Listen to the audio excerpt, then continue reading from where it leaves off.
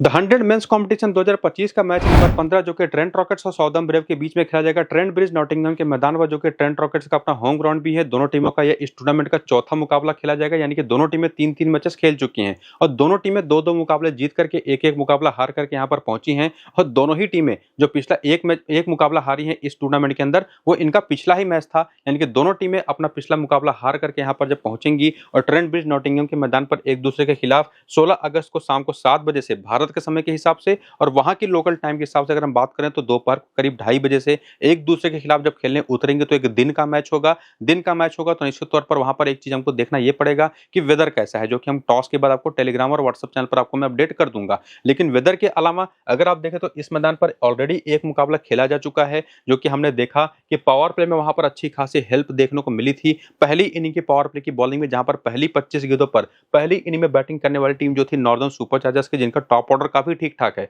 उनके 29 के स्कोर पर 3 विकेटें गिर गईं, जहां पर टोटल 5 विकेटें पेस ने और उसके बाद स्पिनर्स भी गेम में आए तो 4 विकेटें स्पिन ने ली। टोटल केवल 124 रन ही बने पहली इनिंग की बैटिंग के दौरान और उसको चेस करते हुए ट्रेंट रॉकेट्स की टीम, जो कि होम टीम है, काफी आसानी से 5 विकेट को उस मैच को जीता, जहां पर इन्होंने भी पावर प्ले के दौरान काफी अच्छी शुरुआत करी। जबकि जनरली ये जो मैच था ना, ये डे नाइट मैच है। डे नाइट मैचेस में जब सेकंड इनिंग के दौरान फ्लड लाइट्स जलती हैं तो वहां पर बैटिंग करना थोड़ा सा मुश्किल हो जाता है, लेकिन उसके लिए आसमान पर बादल भी होना चाहिए, क्योंकि तब सीम मूवमेंट गेंद में अच्छा खासा होता है, जो कि पिछले मैच में हमने नहीं देखा। लेकिन आज चूंकि प्रॉपरली डे मैच होगा तो वो सेकंड इनिंग में फ्लड लाइट्स का फैक्टर तो हट ही जाता है, तो वेदर का ही एक फैक्टर बना रहेगा, जिसके बारे में आपको मैं टॉस के बाद अपने टेलीग्राम और व्हाट्सएप पर बताऊंगा। और बाकी पिछले मैच में तो आपने देखा कि स्कोर को चेस करते हुए मैच को जीता गया, लेकिन और एक इंटरेस्टिंग चीज आप देखेंगे कि सेकंड इनिंग में जो पांचों विकेटें गिरी, पांचों विकेटें स्पिनर्स लेकर के गए। पहली इनिंग में तो 4 विकेट स्पिनर्स लेकर के गए ही थे, तो टोटल 9 विकेटें स्पिन को मिली पिछले मैच में। जो टोटल 14 विकेटें बॉलर्स को मिली थी उसमें से 9 विकेटें स्पिन को मिली। ये भी क्लियर होता है कि स्पिनर्स का एक बड़ा और अच्छा खासा रोल इस मैदान पर होगा।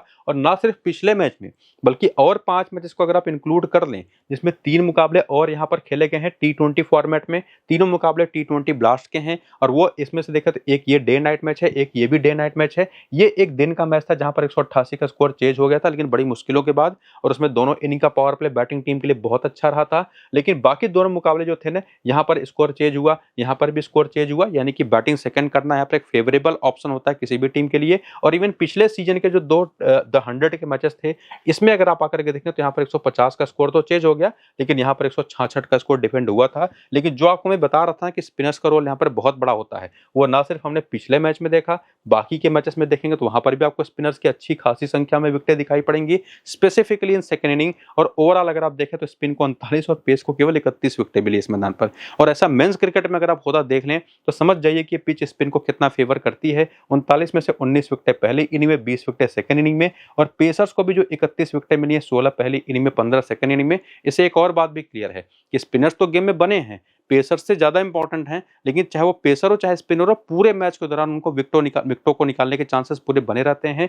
बैटिंग में अगर आप देखें तो कोई बल्लेबाज अगर टेक्निकली वेल इक्विप्ड है तो उसी के साथ ज्यादातर रन आपको यहाँ पर बनते दिखाई पड़ते हैं, और इसी वजह से पिछले 6 में से 5 मुकाबले बैटिंग सेकंड करने वाली टीमें मैचेस यहाँ पर जीती हैं। तो पिच के बारे में काफी सारी क्लैरिटी लेने के बाद जो वेदर का अपडेट होगा टॉस के बाद, वो और साथ ही साथ उसकी बेसिस पर जो फाइनल स्मॉल लीग की टीम बनेगी, वो भी आपको मैं टेलीग्राम और व्हाट्सएप चैनल पर दूंगा। दोनों को जाकर के ज्वाइन करिए। टॉस के बाद लिंक इनका इसी वीडियो के डिस्क्रिप्शन में और कमेंट बॉक्स में पिन किया हुआ कमेंट है, वहां पर आपको देखने को मिल जाएगा। तो जल्दी से जाकर के लिंक्स को क्लिक करके टेलीग्राम और व्हाट्सएप को ज्वाइन कर लीजिए। और फिलहाल आइए देखते हैं प्लेइंग 11 और बैटिंग ऑर्डर, जिसमें ट्रेंट रॉकेट्स की जो टीम है ना, अकील हुसैन को लेकर के वह भी डाउट है। शुरू में जो अपडेट आया था, पहले 2 मैच के लिए ही आए थे जॉर्ज डेंडे के रिप्लेसमेंट के तौर पर, लेकिन जॉर्ज डेंडे अभी भी T20 मैचेस खेल रहे हैं, साउथ अफ्रीका के स्क्वाड में है, और ये तीसरा मैच भी खेल गए। लेकिन इनको CPL भी खेलना है 17 तारीख से। ये जो मैच है निश्चित तौर पर मुझे लगता है कि एक और मैच ये खेल जाएंगे, उसके बाद CPL खेलने जाएंगे, तो देखना पड़ेगा। बाकी डाउटफुल रहेंगे आज के इस मैच के लिए। लिंडे भी फिलहाल अभी अवेलेबल हो नहीं पाए हैं, और अगर नहीं खेलता तो निश्चित तौर पर इनके पास कैलम पार्किंसन का एक ऑप्शन है, कैल्विन हैरिसन का एक अच्छा ऑप्शन है, 2 तेज गेंदबाज भी हैं, सैम हेन जैसे बैटर भी हैं। लेकिन जो बैटिंग ऑर्डर प्लेइंग 11 की है वो तो आप देख पा रहे होंगे, जिसमें डेविड विलियर्स ने पिछले वाले मैच में खुद को प्रमोट कर लिया, टीम के कप्तान है, नंबर 3 पर है, लेकिन चले नहीं। अगर आप बॉलिंग में देखें तो डेविड विलियर्स ने पिछले मैच में 2 ओवर किया, उसके पहले वाले मैच में 3 ओवर किया, विकेट बिल्कुल नहीं ले पाए। लेकिन सैम कुक ने 4-4 ओवर दोनों मैचेस में किए। अकील हुसैन पिछले दोनों मैचेस में काफी मेजॉरिटी ओवर्स करते दिखाई पड़े हैं। लोकी फर्ग्यूसन आपको पूरे 4 ओवर करते दिखाई पड़ेंगे। मार्कस स्टोनिस जो पहले 2 मैच में तो 1-1 ओवर करे थे, लेकिन पिछले मैच में आकर के 4 ओवर पूरे कर गए और उसमें से भी 2 ओवर तो डेथ के कर गए, लास्ट ओवर में 2 विकेट भी लेकर के गए। तो किस बॉलर की क्या इंपॉर्टेंस है specifically Lockie Ferguson, Marcus Stoinis और सैमुअल कुक की, वो चीज यहां से पता चलती है। रेहान अहमद भी 3 से 4 ओवर पूरे कर रहे हैं तो और साथ ही साथ नंबर 4 पर बैटिंग भी कर रहे हैं, तो वो भी काफी इंपॉर्टेंट रोल यहां पर प्ले कर जाते हैं। करियर के आंकड़े अगर आप देखना चाहें तो वो भी देख सकते हैं, लेकिन ये 100 फॉर्मेट जो ये सीजन चल रहा है उसी के आंकड़े हैं इस सीजन के पहले के, क्योंकि इस सीजन में जो 3 मुकाबले खेले जा चुके हैं ना उसके आंकड़े अब आप देखेंगे रिसेंट फॉर्म के अंदर। और जैसा मैंने आपको कुछ देर पहले अभी बताया ना कुछ प्लेयर्स की यूटिलिटी को लेकर के, जिसमें डेविड विली नंबर 3 पर आ गए, हालांकि अभी तक के तीनों मैच में नहीं चले हैं। इसके बाद रेहान अहमद नंबर 4 पर आ रहे हैं, बल्ले से 2 अच्छी पारियां खेल चुके हैं, बॉलिंग करते हुए 3 विकेट ले चुके हैं, तो इनको लेकर के तो वैसे भी कोई डाउट यहाँ पर बनता है नहीं। और रेहान अहमद एक ऐसे प्लेयर हैं जो कि ना सिर्फ एज ए प्लेयर बल्कि कप्तान है, कप्तान के तौर पर सीधे टीम में आते हैं। टॉम बेंटन तीनों मैचेस में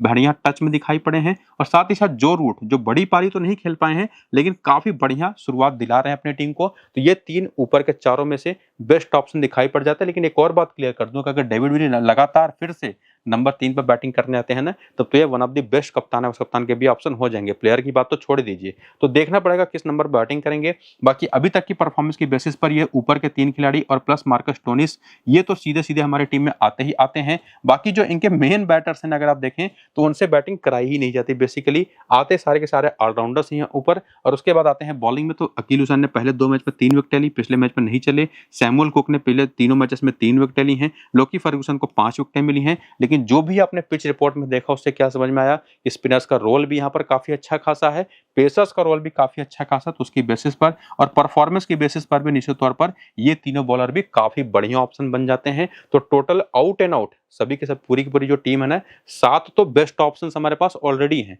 जिनको हम देख सकते हैं उनकी यूटिलिटी की बेसिस पर भी, परफॉर्मेंस की बेसिस पर सीधे टीम में लेकर के आ सकते हैं। उसमें डेविड विली का भी एक फैक्टर है, वो भी आ सकते हैं हमारी टीम में, लेकिन ज्यादा कंफ्यूजन नहीं होगा। 7 से 8 प्लेयर इस टीम की तरफ से हमारी टीम में ऑप्शन बनेंगी जो कि जिनको हम टीम में लेकर के जा सकते हैं। लेकिन उसी थोड़ा बहुत जो कंफ्यूजन बना हुआ है दूर करने के लिए अगर आप हेड टू हेड के आंकड़ों को देख करके समझने की कुछ कोशिश करें तो देखेंगे बेंटन बढ़िया खेले हैं हेड टू हेड में, 5 में से 150 रन है, जो रूट के 16 रन है, 1 विकेट है। इसके साथ साथ डेविड विली के आंकड़े देखें तो 6 में 121 रन है, 3 विकेट हैं। तो बॉलिंग से तो नहीं लेकिन बैटिंग से ठीक ठाक परफॉर्म किया है। बाकी तीनों खिलाड़ी हेड टू हेड में खेले नहीं है। मैक्स होल्डन, एडम होजे का वो रोल है नहीं कि हम इनको टीम में ले जाएं। सैमुअल कुक के 4 मैच में 4 विकेट हैं। बाकी बेंच पर से एक प्लेयर है कैलम पार्किंसन, जैसे मैंने आपको कहा था ना कि अगर अकील हुसैन भी नहीं खेल पाते हैं आज का मैच और जॉर्ज लिंडे तो है ही नहीं, तो उनकी जहां पर अगर कैलम पार्किंसन आते हैं तो ये बेस्ट ऑप्शन हो जाते हैं। और इवन कोई भी स्पिनर आए, चाहे वो कैलम पार्किंसन हो चाहे वो कैल्विन हैरिसन हो, जो भी खेलेगा वो सीधे हमारी टीम में आएगा। वो हेड टू हेड के आंकड़े को तो छोड़ दीजिए, लेकिन वो पिच रिपोर्ट के ही बेसिस पर हमारी टीम में पक्के हो जाते हैं।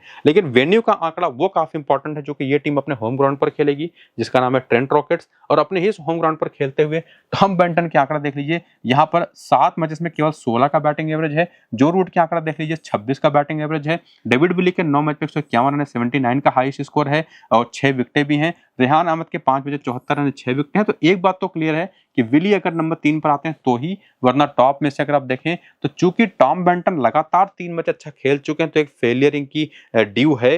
तो इनको मैं तभी अपनी टीम में रखूंगा टॉम बेंटन को अगर सेकंड इनिंग की बैटिंग होगी। यहाँ पर डेटा थोड़ा सा गड़बड़ लिख दिया है मैंने, लेकिन ये बात क्लियर है कि 7 मैच में 16 का बैटिंग एवरेज है, इसमें कोई डाउट है नहीं। जिसमें पहली इनिंग का 18 और सेकंड इनिंग का 15 का एवरेज है। ये नंबर्स ऑफ रन जो है ना वो थोड़े से गड़बड़ लिख दिया है मैंने, शायद 110 रन होंगे, 111 रन होंगे। बाकी एक बात तो पक्की है कि जो रूट ये काफी हद तक इस तरीके की पिचेस पर बेस्ट ऑप्शन है, जो शायद बॉलिंग भी कर जाएं। रेहान अहमद को लेकर के भी कोई डाउट हमको दिमाग में रखना नहीं है, और इवन मार्कस स्टोनिस को भी लेकर के, और अकील हुसैन खेलते तो अकील हुसैन, वरना कैल्विन हैरिसन, जो भी स्पिनर खेलेगा वो हमारी टीम में आएगा, जिनके इस मैदान पर ऑलरेडी एक मैच में 2 विकेट हैं। बाकी लोकी फर्गुसन और सैम कुक तो हमारी टीम में आएंगे ही। तो ये बात तो क्लियर है कि 6 प्लेयर पक्के हैं। इसमें छठा प्लेयर जो अकील हुसैन है, जो भी खेले स्पिनर के तौर पर वो होगा, और अगर विली नंबर 3 पर बैटिंग करते तो वो भी, वरना टॉम बेंटन सेकंड इनिंग की बैटिंग है तो वो भी एक अच्छे ऑप्शन बनेंगे। ये सारा डेटा हमको क्लियर करता है। और बाकी हेड टू हेड के बाद, वेन्यू के बाद आकर के प्लेयर बैटल के आंकड़े भी देखें तो टॉम बेंटन बाएं हाथ की तेज गेंदबाजी इनकी कमजोरी है। 10 बार आउट हो चुके, 184 गेंद पर 194 रन बना करके, स्ट्राइक रेट भी कम है, रन्स भी काफी कम है एवरेज के बेसिस पर। आगे हम चल करके देखेंगे ऐसे ऑप्शन कौन सा, लेकिन यहीं पर अगर आप देखें तो टिमाल मिल्स इनको 4 बार आउट कर चुके हैं 30 गेंद पर 35 रन दे करके, जो कि एक बाएं हाथ के तेज गेंदबाजी हैं। बाकी क्रिस जॉर्डन को अच्छा खेले, आर्चर पर सस्ते में आउट हुए हैं। जो रूट भी आर्चर पर एक बार फंस चुके हैं सस्ते में। रेहान अहमद लेग स्पिन पर बुरी तरह से फेल हुए हैं। और उसके बाद डेविड विली की बात करें तो ये भी टिमाल मिल्स पर भी और लेग स्पिन पर भी बुरी तरह से फंसता है, लेकिन क्रिस जॉर्डन वो आउट तो करते दिखाई पड़े हैं बैटर्स को, लेकिन अच्छे खासे रन दे करके। इसके बाद यहाँ पर मार्कस स्टोनिस हैं, ये भी क्रिस जॉर्डन को बेहतरीन खेल गए हैं। इवन आर्चर को भी ओली स्टोन पर एक बार सस्ते में आउट हुए हैं।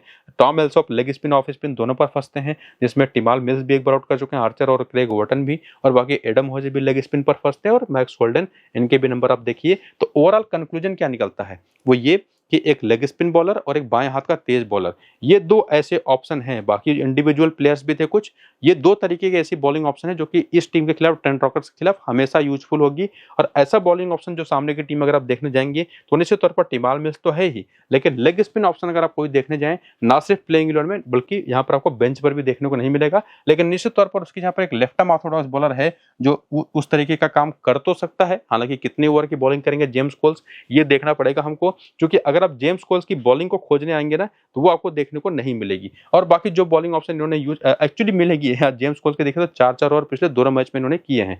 तो ये निश्चित तौर पर काफी हद तक क्लियर होता है कि भले ही इस टीम के पास कोई लेग स्पिनर नहीं है, लेकिन जेम्स कोल्स का यहाँ पर जो रोल होगा आज के इस मैच में वो काफी बड़ा होने वाला है। नंबर 4 पर बैटिंग भी करते हैं और पिछले मैच में काफी अच्छी इनिंग इन्होंने खेली भी थी। बाकी क्रेग वॉटन एक पावर प्ले के स्पेशलिस्ट बॉलर हैं, पहली इनिंग की बॉलिंग मिल गई तो काफी इंपॉर्टेंट रहेंगे, वरना जोफ्रा आर्चर आपके लिए बेस्ट है, जेम्स कोल्स तो हैं ही। टिमाल मिल्स जैसे आपको हमने कहा कि बाएं हाथ के तेज गेंदबाजी वो इस टीम के खिलाफ काफी कम आते हैं, और काफी हद तक माइकल ब्रेसवेल भी। जॉर्डन के आंकड़े तो आपने पीछे देखे थे, अच्छे नहीं थे। बेंच आप यहाँ पर देख सकते हैं, बैटिंग ऑर्डर आपके सामने है। इसके बाद करियर के आंकड़े भी आप चाहें तो देखना चाहें देख सकते हैं द 100 फॉर्मेट के अंदर, लेकिन इस सीजन के शुरू होने के पहले के सारे आंकड़े हैं, और इस सीजन के अंदर तो 3 मुकाबले हो चुके हैं, उसमें क्या परफॉर्मेंस निकल करके आई वो डेटा अब आपके सामने यहाँ पर आएगा, जिसमें आप देखेंगे लीस डुप्लाई 2 मैचेस अच्छे खेले, पिछले मैच में नहीं चले, लेकिन वहाँ पे जेम्स विंस 3 मैचेस में से केवल 1 अच्छा खेले। जेसन रॉय इनका भी पहला 2 मैच अच्छा गया, लेकिन उसमें जेम्स कोल्स की बात करें तो ये कुछ ना कुछ यूटिलिटी लेकर के आते हैं बल्ले और गेंद से, तो कोई सेफेस्ट ऑप्शन टॉप 4 में से कोई दिखाई पड़ता है तो वो जेम्स कोल्स हैं।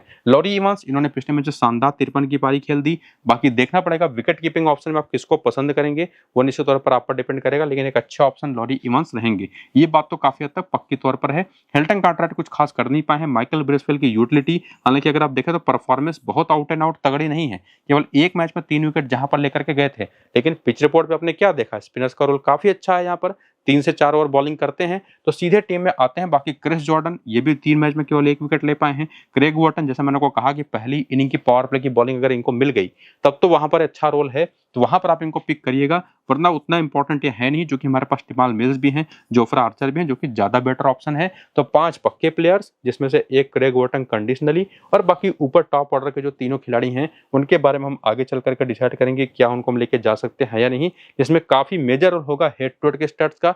ट्रेंट रॉकेट्स के प्लेयर्स का आपने देखा था, हेड टू हेड के आंकड़े बहुत अच्छे हैं नहीं साउदर्न ब्रेव की टीम के खिलाफ, लेकिन जब साउदर्न ब्रेव के प्लेयर्स के आंकड़े देखने आते हैं ट्रेंट रॉकेट्स के टीम के खिलाफ, तो लीस डुप्लाई के 4 मैच केवल 66 रन है, वहीं पर जेम्स विंस के 5 मैच केवल 76 रन हैं, लेकिन वहीं पर जेसन रॉय के 2 मैच में 95 रन है, 56 नाबाद का हाईएस्ट स्कोर है। इसके बाद लॉरी इवांस के 5 मैच केवल 55 रन है। क्रिस जॉर्डन के लेकिन 4 मैच में 8 विकेट हैं, ये भी गेम में आ जाते हैं। हालांकि ये भी बात पक्की है कि सामने की टीम में जितने बैटर्स हैं ना वो इनको काफी अच्छा खेल जाते हैं, तो स्पेसिफिकली अगर आज की इसमें जो पहली इनिंग की बॉलिंग है तो भी, और क्रेग वॉटन भी, ये दोनों पहली इनिंग की बॉलिंग के लिए बेस्ट ऑप्शंस हैं। दोनों के नंबर सामने वाली टीम के खिलाफ काफी अच्छे हैं। और बाकी टिमाल मिल्स के 4 मैच 4 विकेट है, 1 मैच में 2 विकेट है जोफ्रा आर्चर के, और इनको तो हटा ही दीजिए फिलहाल के लिए आप, लेकिन उसमें जेसन रॉय के साथ जेम्स कोल्स तो हमारी टीम में आते ही हैं। विकेट कीपिंग अगर आप चाहें तो लॉरी इवांस आपके लिए बेस्ट ऑप्शन हैं। तो यहाँ से भी कुछ डाउट्स उम्मीद करूंगा कि क्लियर आपका हुआ होगा, और उसके बाद आकर के वेन्यू का डेटा देखें तो वो भी आपके सामने है, और इस मैदान पर जेम्स विंस भी ठीक ठाक खेल गए हैं, जेसन रॉय के आंकड़े भी एवरेज ही हैं, और इवन लीस डुप्लाई के एवरेज भी आंकड़े एवरेज हैं, लेकिन जेसन रॉय तीनों में से ज्यादा बेहतर मुझे दिखाई पड़ रहे हैं, जिसमें लॉरी इवांस को इंक्लूड कर दीजिए, जेम्स कोल्स को इंक्लूड कर दीजिए, यहाँ पर माइकल ब्रेसवेल का भी काफी कमाल का आंकड़ा रहा है, एक ही मैच खेल करके 55 रन है, 1 विकेट है। बाकी क्रिस जॉर्डन भी इस मैदान पर चले हैं, क्रेग वॉटन भी इस मैदान पर चले हैं, टिमाल मिल्स के 2 मैच में 1 विकेट है, बाकी आर्चर यहाँ पर खेले नहीं।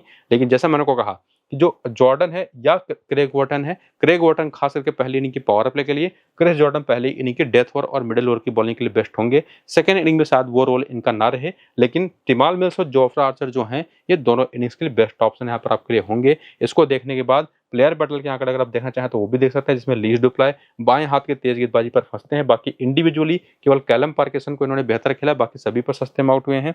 इसके बाद जेम्स विंस की बात करें तो इनके सैमुअल पर आंकड़े बहुत अच्छे हैं, अकील हुसैन पर बहुत अच्छे हैं, मार्कस स्टोनिस और डेविड विली पर भी बहुत अच्छे हैं, केवल कैलम पार्किंसन पर इनको दिक्कतें रही हैं। और इस प्लेयर बैटल के आंकड़े के बेसिस पर देखें ना तो एक तो जेसन रॉय आंकड़ों के बेसिस पर बेहतर दिखाई पड़ रहे थे, जिनके अगर आप प्लेयर बैटल के आंकड़े देखें तो लोकी फर्गुसन और मार्कस स्टोनिस और डेविड विली तीनों पर काफी सस्ते में आउट हुए हैं। लेकिन प्लेयर बैटल के तौर पर जेम्स विंस भी एक बढ़िया ऑप्शन आ जाते हैं, और बाकी जेम्स कोल्स का तो कोई डेटा मिलेगा नहीं। इसके साथ साथ अगर आप बात करें तो जो बाकी चाहे लॉरी इवांस है चाहे हिल्टन कार्टराइट हैं, उनका भी डेटा देख सकते हैं। और बाकी जब अपनी फैंटेसी की टीम आप बनाएंगे ना तो सबसे कॉमन कप्तान है बस कप्तान के ऑप्शन आपको रेहान अहमद और मार्कस स्टोनिस से दिखाई पड़ेंगे, जिसमें कुछ और ऑप्शन डेविड विली अगर नंबर 3 पर खेलते हैं तो जेम्स विंस जिनका आपने प्लेयर बैटल अभी देखा, और साथ ही साथ जो रूट तो भरोसेमंद खिलाड़ी हैं ही, इनको भी आप ट्राई कर सकते हैं। बाकी फाइनल टीम हमारी क्या रहेगी उस पर भी क्वेश्चन मार्क है। बाकी दोनों टीमों की तरफ से जो 5-5 या 6-6 प्लेयर कौन कौन से अभी के लिए आपको लेकर के जाने हैं वो पीछे आपको मैं क्लियरली बता चुका हूं, तो उसकी बेसिस पर अपनी स्मॉल लीग की टीम अभी आप बना लीजिए। पूरा शुरू से अंत तक वीडियो देखिए, फाइनल टीम के लिए वेट करिएगा टॉस का अपडेट आने के बाद अपनी जो फाइनल टीम होगी और वेदर अपडेट वो आपको मैं टेलीग्राम और व्हाट्सएप पर दूंगा, जिसका लिंक इसी वीडियो के डिस्क्रिप्शन में और पिन कमेंट में ऑलरेडी है टेलीग्राम और व्हाट्सएप चैनल का। तो जाकर के लिंक्स को क्लिक करके टेलीग्राम और व्हाट्सएप को ज्वाइन करिए, और सबसे इंपॉर्टेंट है कि वीडियो शुरू से अंत तक पूरा देखिए। फिलहाल इसको यहीं पर करेंगे खत्म, चलते हैं, नमस्कार।